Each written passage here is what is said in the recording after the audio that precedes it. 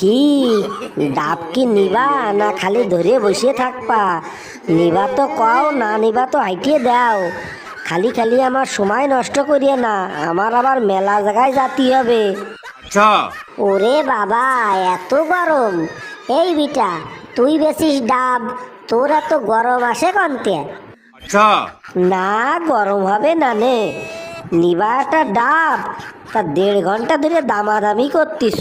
এত দামাদামি চলবে না, এক দাম 60 টাকা লাগবে।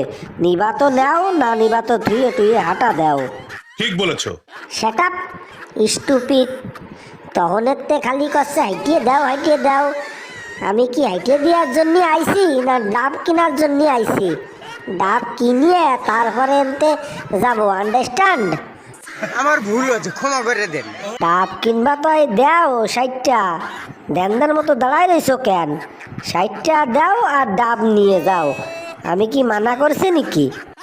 বাত তো সহি না, 60 টাকা কনে পাবো? আমার দ্বারে কি অতটা আছে নাকি?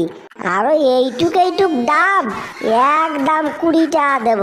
দিলি দাও, না দিলি না দাও, আমার তাতে কোনো দুঃখ নাই। ঠিক বলেছো। 20 টাকায় ডাব?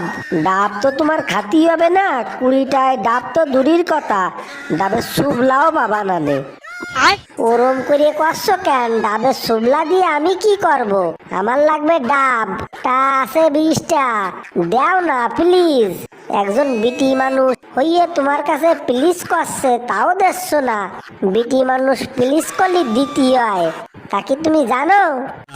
শোনা গো আমার। সর্বনাশ, কি শিয়ানা মাল! বিটি মানুষ প্লিজ করলি দিতে হয়? তুমি বিটি মানুষ প্লিজ কও, আর আমি সস্তায় মস্তায় দিয়ে দিই, আর আমার বউ সালমাইয়ে কটা না খাইয়ে মরুক, তাই তো? ঠিক বলেছো।